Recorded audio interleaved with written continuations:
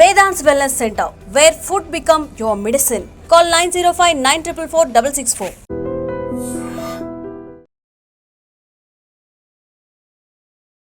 అందరికీ నమస్కారం, welcome to I dream. నేను మీ ఝాన్సీ. షుగర్ పేషెంట్స్ అన్నప్పుడు చాలా ఫుడ్ హ్యాబిట్స్ని మార్చుకుంటూ ఉంటారు. ఎన్ని మార్చుకున్నా కానీ కొన్ని తప్పనిసరిగా భరించాల్సి వస్తుంది.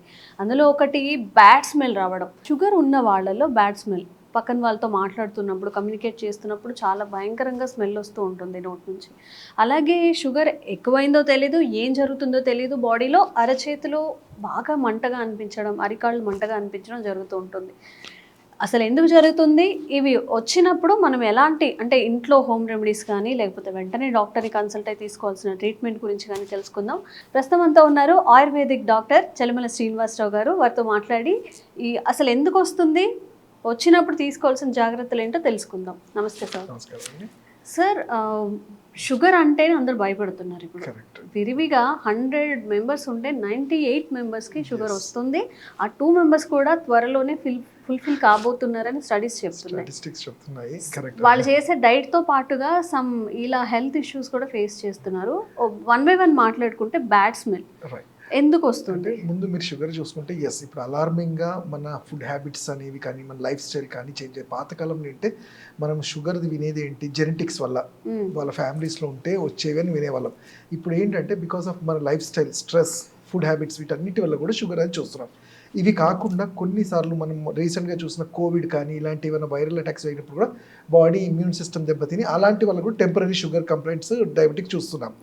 సో ఎస్, ఎవరైనా కానీ మీరు ఫస్ట్ షుగర్ అనగానే మన కాన్సన్ట్రేషన్ అంతా డైట్ మీదే వస్తుంది. ఇది తినాలా, అది తినొద్దా, ఇది అనేది. బట్ దాన్ని అంటే ఇన్ జనరల్గా చెప్పాలంటే మితంగా తీసుకొని దానికి సరిగ్గా వ్యాయామం చేస్తే ఎంత పెద్ద వ్యాధి అయినా కానీ అది సరిగ్గా అంటే మెయింటైన్ అయినా చేసుకోవడానికి అవుతుంది. షుగర్ అలాంటి దాంట్లో ఒకటి ఉంటుంది. And coming to bad breath, అంటే మీరు చెప్పాలంటే బ్యాడ్ బ్రీత్కి అసలు షుగర్ అని సంబంధం లేదు. బ్యాడ్ బ్రీత్ అనేది మీరు చూస్తే అది నోటి సమస్య కాదు. జనరల్గా అందరం ఏమనుకుంటాం అంటే పళ్ళల్లో, చిగుల్లో ఏదో వచ్చింది. కొన్ని సందర్భాల్లో చిగుల్లో వాపులు వచ్చి ఏదన్నా ఇన్ఫెక్షన్ ఉంటే వస్తుంది. కాబట్టి 90% ఏంటంటే ఇది గ్యాస్ట్రిక్, అంటే మన గట్లో డిపెండ్ ఉంటుంది. మరి సింపుల్గా దానికి ఒక ఎగ్జాంపుల్ చెప్పాలంటే, మనం ఒక ఫుడ్ని బయట సగం తిని, ఒక ఫ్రూట్ కానీ ఏదన్నా ఫుడ్ తిని సగం తిని ఒక 3 రోజులు బయట పెట్టేస్తే ఏమవుతుంది? స్మెల్, స్టింకీ స్మెల్ వచ్చేస్తుంది, అంతా పాడవుతుంది. అదే మన బాడీలో మన బాడీ డైజెషన్ ప్రాసెస్ దెబ్బతిన్నప్పుడు మీరు ఎంత మంచి ఫుడ్ తీసుకున్నా అది స్టమక్లో ఉండిపోతుంది. అది బయటికి రాకపోవడం, అంటే కాన్స్టిపేషన్ వల్ల కానివ్వండి, ఇతరత్ర ప్రాబ్లం వల్ల ఫుడ్ ఉండిపోయేసరికి అది గ్యాసెస్ మొత్తం బాడీ అంతా అయిన తర్వాత మాట్లాడినప్పుడు ఆ స్మెల్ లాగా వస్తుంటుంది. సో ఇక్కడ బ్యాడ్ బ్రీత్ అనగానే ఫస్ట్ మనం కాన్సన్ట్రేట్ చేయాల్సింది వీళ్ళ gut health. So and diabetic వాళ్ళలో ఏమవుతుందంటే మేబీ బికాస్ ఆఫ్ మెడిసిన్స్ వల్ల కానివ్వండి, లేకపోతే వాళ్ళ ఫుడ్ హ్యాబిట్స్ చేంజ్ చేయడం వల్ల, అబ్జార్ప్షన్ తగ్గడం వల్ల వాళ్ళకు కూడా వచ్చే ఛాన్స్ ఉంటుంది. కానీ అంటే వాళ్ళు ఒకటే లిమిట్ కాదు. ఇప్పుడు ఉన్న దాంట్లో చాలా మందికి అది ఆ ప్రాబ్లం ఉంది, బ్యాడ్ బ్రీత్ అనేది. కాకపోతే బ్యాడ్ బ్రీత్ అనగానే మనం చూస్తుంటాం మార్కెట్లో దొరికిన టూత్ పేస్ట్లు అన్నీ యూజ్ చేసేస్తారు, అన్నీ చేస్తారు. బట్ ఏమీ ఫలితం ఉండదు అంటిల్ అండ్ అన్లెస్ మరి గ్యాస్ట్రిక్ ఆ ఫుడ్ అక్కడ మన జనరల్గా మనం తీసుకునే ఫుడ్ 48 hours తర్వాత డైజెస్ట్ అయ్యి వెళ్ళిపోతుంది. అలా కాలేదు అంటే దాన్ని ట్రీట్ చేయాల్సి ఉంటుంది. అంటే వాళ్ళకి కాన్స్టిపేషన్ కానివ్వండి, ఇతరత్ర ఏమన్నా గ్యాస్ట్రిక్ సంబంధ వ్యాధులు ఏమైనా ఉంటే ట్రీట్ చేస్తే ఆటోమేటిక్గా ఈ బ్యాడ్ బ్రీత్ అనేది తగ్గుతుంది. కానీ ఇంకొన్ని చిట్కాలు ఉంటాయి. ఒకవేళ అది చెప్తున్నాను కదా, అంటే ఈ చిగుళ్ళల్లో ఏదైనా స్వెల్లింగ్ ఉండి అట్లా ఉంటే మనకి సింపుల్గా దొరికే తానికాయ, ఉసిరికాయ, కరక్కాయ అంటాం. దాన్ని త్రిఫలా చూర్ణం మన మార్కెట్లో దొరుకుతుంది. దాన్ని చూర్ణం లాగా చూర్ణాన్ని వాటర్లో కలుపుకొని మనం గండూషం అంటాం, అంటే గాగ్లింగ్ కానీ మౌత్లో పెట్టుకొని చేస్తే కూడా అక్కడ ఉన్న బ్యాక్టీరియా, బ్యాడ్ బ్యాక్టీరియా అనేది క్లియర్ అవుతుంది. అదే సేమ్ మెడిసిన్ లోపలికి కూడా తీసుకుంటే ఫ్లష్ అవుట్ కూడా అవుతుంది.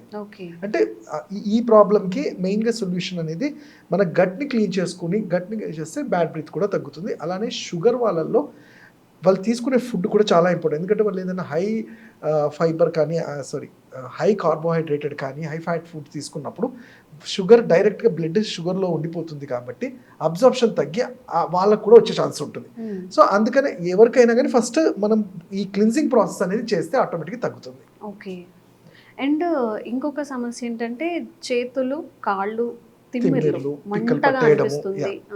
లేచినప్పుడు ఇలా కాళ్ళు పట్టుకొని లేస్తూ ఉంటారు, మోకాళ్ళ నొప్పులు అంటూ ఉంటారు. మెయిన్గా మాట్లాడుకుందాం, అంటే 1 by 1 మాట్లాడుకుంటే తిమ్మెర్లు తిమ్మిర్లు, మంటగా ఉండడం, రైట్. ఇది ఎందుకు అంటే జరుగుతుంది? జనరల్గా ఏంటంటే తిమ్మిర్లు అనేది చూసి ఇది న్యూరలాజికల్ ప్రాబ్లం అంటాం. అంటే Okay. నర్వ్స్ ఎప్పుడైతే కన్స్ట్రిక్ట్ అవుతాయో Hmm. మీరు చూడండి, చెయ్యిని గట్టిగా ఒక గంట సేపు పట్టుకొని చూడండి, తీసిన తర్వాత అదంతా నంబ్ అయిపోతుంది. అవును. ఇక్కడ ఎందుకంటే కండరం లోపల ఉండే నర్వ్స్ కానివ్వండి ఇవన్నీ కూడా కంప్రెస్ అవుతుంటాయి. సో అలానే మన శరీరంలో కూడా కొంతమందికి బాడీ స్టిఫ్నెస్ లోపల ఇన్ఫ్లమేషన్ వేరే ఇతరత్ర ప్రాబ్లం వల్ల అవుతుంటాయి. జనరల్గా 40s ఆ క్రాస్ అయిన వాళ్ళల్లో ఈ మల్టీవిటమిన్స్ తగ్గిపోవడము, విటమిన్ అంటే ఆ టైం ఆ పీరియడ్ ఆఫ్ ఏజ్లో ఏంటంటే సరైన ఫుడ్ తీసుకోం, Hmm. ఎక్కువ కెరియర్ ఓరియంటెడ్గా ఆ టైం ఉంటుంది కాబట్టి 30 to 40 ఉంటుంది. బట్ అది కాకుండా డయాబెటిక్ వాళ్ళల్లో అక్కడ ఏంటంటే ఫుడ్, ల్యాక్ ఆఫ్ ఎక్సర్సైజ్ వాటి వల్ల అవుతుంది. బట్ డయాబెటిక్లో ఎంత మెయింటైన్ చేసినా కానీ ఈ షుగర్ అనేది ఆ నర్వ్స్ని డ్యామేజ్ చేస్తుంది. దాన్నే న్యూరోపతి అంటాం, డయాబెటిక్ న్యూరోపతి మీరు వినే ఉంటారు. Okay. అంటే డయాబెటిక్ న్యూరోపతి అనేది ఏంటంటే ఈ నర్వ్స్ కండక్షన్, నర్వ్స్ చేయాల్సిన, నర్వ్స్కి ఉన్న గొప్పతనం ఏంటంటే ప్రతి ఆర్గన్ నర్వ్స్తో ముడిపడే ఉంటుంది. నర్వస్ యాక్టివేషన్ కండక్షన్ లేకుండా ఏది మన ఆర్గాన్ ఉండదు. Okay. సో ప్రతి అంటే అందుకని చూడండి డయాబెటిక్ వచ్చిన వాళ్ళకి రెటినోపతి అంటాం, కళ్ళ దగ్గర ఉండే నర్వ్స్ దెబ్బతింటే Hmm. వస్తుంది. కనిపించకపోవడం. అలానే కిడ్నీ అయినప్పుడు Hmm. వాటిలోనే ఈ నర్వ్స్ దెబ్బతిన్నప్పుడు ఏంటంటే తిమ్మిర్లు లాగా రావటము, మంటలు రావడం, కాలు కింద పెడితేనే మంటలు అంటారు, ఎందుకంటే డైరెక్ట్గా అవి హర్ట్ అవుతుంటాయి. Hmm. సో వీటికి ఫస్ట్ పరిష్కారం ఏంటి? షుగర్ లెవెల్స్ ఎలా ఉన్నాయి వాటి కంట్రోల్ పెట్టుకున్న తర్వాత, షుగర్ కంట్రోల్ ఉన్న ప్రాబ్లం ఏమవుతుంది అంటే మీరు చూసుకుంటే ఒక ట్యాబ్లెట్ ఏదైనా ఇస్తే అది 24 hours వరకే పనిచేస్తుంది, Hmm. షుగర్ కంట్రోల్ ఉంటుంది. కాకపోతే కొన్నిసార్లు మనం అంతే పర్టికులర్ టైంకి 24 hours వేసుకుంటారు కదా, ఒక 5 minutes కానీ 10 minutes 1 hour అటు ఇటు అయినప్పుడు Hmm. ఈ ఇన్సులిన్ అనేది బాడీని కొంచెం డిస్టర్బ్ చేస్తుంది ఆ టైం పీరియడ్లో. అది రాను అది వెంటనే జరగకపోవచ్చు, 3 months 6 months తర్వాత ఈ నర్వ్స్కి కావాల్సిన కండక్షన్ తగ్గిపోతూ ఉంటుంది. Hmm. సో దానికి మనము ఫస్ట్ ఆయుర్వేదంలో చెప్పింది సింపుల్ ఫార్ములా ఏంటి, నర్వ్స్ మరి అంత స్టిఫ్ అయినప్పుడు వాటిని రిలీవ్ చేయాలంటే అభ్యంగనం అంటాం. మనకి ఇంట్లో దొరికే నువ్వుల నూనె కానీ కర్పూరాది తైలం కానీ వీలైతే మనమే రోజు పట్టించుకొని పాతకాలంలో ఇంట్లలో చేసుకున్నట్టు చేసుకోవడము, లేదంటే ఆయుర్వేద క్లినిక్లలో అభ్యంగనం అంటాం. Okay. స్పెసిఫిక్ ఆయిల్స్తో మర్దన చేయటం వల్ల నర్వ్కి ఆ స్టిమ్యులేషన్ ఏది ఉందో దాన్ని తగ్గించగలుగుతాం. Okay. అలానే లోపల స్టిఫ్నెస్ ఈ నర్వ్స్ మీద కూడా ఉంటుంది. అంటే మీరు అన్నారు మంటలు లాంటివి రావటము, Hmm. ఒక్కొక్కసారి తిమ్మిర్లు ఉంటాయి. Hmm. సో తిమ్మిర్లు ఉన్నప్పుడు ఏంటంటే పర్టికులర్గా ఏ పార్ట్లో అంటే L3 L4లో నర్వ్స్ ఎలా ఉన్నాయి Hmm. అక్కడ రిలీవ్ చేయాల్సి ఉంటుంది. అలానే డైట్లో కూడా సింపుల్గా ఏంటంటే మనం పసుపు అంటాం, Hmm. అయితే కాకపోతే పసుపు అనగానే మనం ఇష్టం వచ్చినట్టు తీసుకుంటే కుదరదు. ఎందుకంటే 1 tablespoon ఆఫ్ పసుపు తీసుకుంటే 3 లీటర్ల ఆఫ్ వాటర్ మన బాడీ అబ్జర్వ్ చేసుకుంటుంది. అమ్మో. అందులో Okay. సమ్మర్లో కాబట్టి అలా వెంటనే మళ్ళీ కిడ్నీ స్టోన్స్ అని వచ్చేస్తారు. Okay. సో అందుకని లిమిటెడ్గా మన కూరలు ఎలాగో వాడతాం. Hmm. సో ½ pinch టు ఒక 1 gram ఆఫ్ వాటర్ని తీసుకోవడం వల్ల లోపల ఇన్ఫ్లమేషన్ తగ్గుతాయి. Okay. అలా నేను చెప్పినట్టు ఈ అభ్యంగనం చేయటం వల్ల కూడా కొంచెం ఆయిల్ మసాజెస్ అట్లా చేయటము, Hmm. పొద్దున పూట ఉండే ఎండలో ఉంటే D3 కూడా అబ్జర్వ్ అయ్యి నర్వ్స్కి కావాల్సినంత కండక్షన్ ఉండి మెల్లగా ఇది తగ్గుతూ ఉంటాయి. సార్ పసుపు తీసుకోవాలని చెప్పారు కదా, ఏ టైంలో తీసుకోవాలి? ఎందుకంటే పర్టికులారిటీ అడుగుతున్నారు కామెంట్స్ లో, మనం ఏం చెప్పినా మీరు చెప్తున్నారు ఎప్పుడు తీసుకోవాలి, ఎంత క్వాంటిటీ తీసుకోవాలి అనేసి. సో నేను అదే చెప్పాను, అందుకే క్వాంటిటీ అదే చెప్పాను కదా. మనము ఇప్పుడు తీసుకోవాలన్నప్పుడు పసుపు అనగానే లిటిల్ బిట్, పావు ఒక స్పూన్ లో ½ కొంచెం. గ్రామ్ నుంచి 1 gram వరకు మనం తీసుకోవచ్చు. Okay. అది వారంలో 2 నుంచి 3 రోజులు. ఎందుకంటే ఇది మనం కూరల్లో వాడేవి కాకుండా మనం సపరేట్ గా తీసుకునేది. వాటర్ లో కలిపేసి కలిపేసి తాగేయచ్చా? తీసేసుకోవాలి అంతే. Okay. వాటర్ లో కలిపేసి తీసుకోవచ్చు, పాలలో కలిపి తీసుకోవచ్చు. నైట్ టైం అట్లా తీసుకుంటే ఏం లేదు మన అంటే ఎప్పుడైనా డే మొత్తం. ఎప్పుడైనా మనం ఫుడ్ తిన్న ఒక 1 hour తర్వాత ఎప్పుడైనా తీసుకోవచ్చు. ఓకే. ప్రిఫరబుల్లీ ఎంటీ స్టమక్ లో తీసుకోవద్దు, ఎందుకంటే ఒక్కొక్కసారి హీట్ జనరేట్ చేస్తుంది కాబట్టి మళ్ళీ గ్యాస్ట్రిక్ ఇరిటేషన్స్ ఉంటాయి కాబట్టి తిన్న ఒక 1 hour తర్వాత పొద్దున మధ్యాహ్నం ఎప్పుడైనా తీసుకోవచ్చు అది. ఓకే. Okay sir.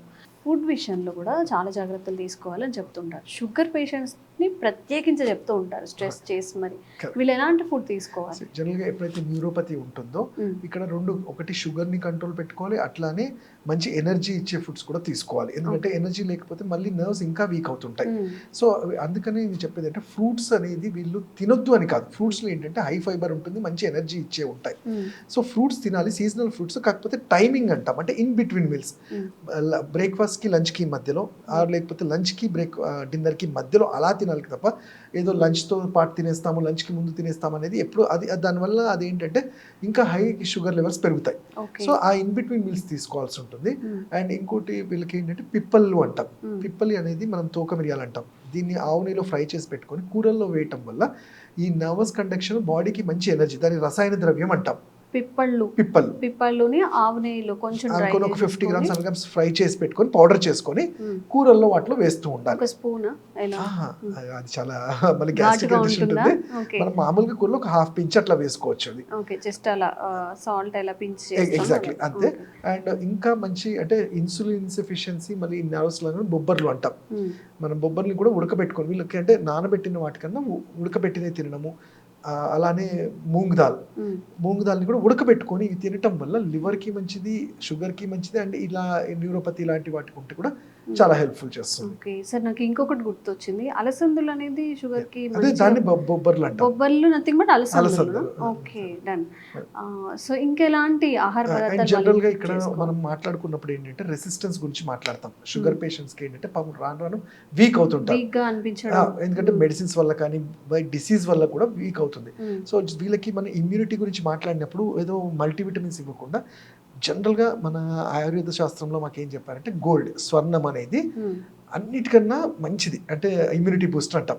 కానీ డైరెక్ట్గా స్వర్ణ భస్మం వీళ్ళకి ఇవ్వలేము, ఎందుకంటే అది మెటల్, ఒక్కొక్కసారి ఫిల్టర్ అవుతుందా లేదా యాజ్ ఎ డాక్టర్గా అన్ని టెస్ట్లు చూసుకున్న తర్వాతనే ఇచ్చింది మళ్ళీ క్లియర్ అయింది లేని చెప్తాం.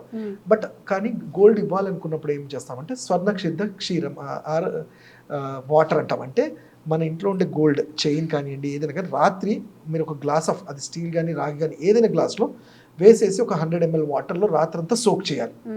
నెక్స్ట్ డే అది తీసేసిన తర్వాత ఆ వాటర్ తాగాలి. అంటే దీనివల్ల అడగచ్చు మన స్వర్ణం అంతా వస్తుంది అంటే అప్పటికప్పుడు రాకపోవచ్చు, కానీ దాంట్లో ఉండే ఆ మాలిక్యూల్ ఏదైనా దానికి ఉండే ఆ భావాలు ఏవైతే స్లోగా ఆ ఇమ్యూనిటీ పెంచుతూ వెళ్తుంది. అండ్ దీంట్లో మనకు ఖర్చు పెట్టేది కూడా ఏం లేదు, డైరెక్ట్గా గోల్డ్ మీరు తీసుకోలేరు కాబట్టి మనం అది ఇవ్వలేం. కాబట్టి ఇట్లా ఇది పిల్లల్లో కూడా మంచిది. మీరు చూస్తే ఉంటారు ఇప్పుడు వ్యాక్సినేషన్లో కూడా ఇస్తున్నారు, స్వర్ణంవి ఇస్తున్నారు. సో అలాంటిది మనం ఇంట్లోనే సోక్ చేసుకొని రోజు తాగొచ్చు ఇవి. Okay okay sir, thank you sir. Thank you.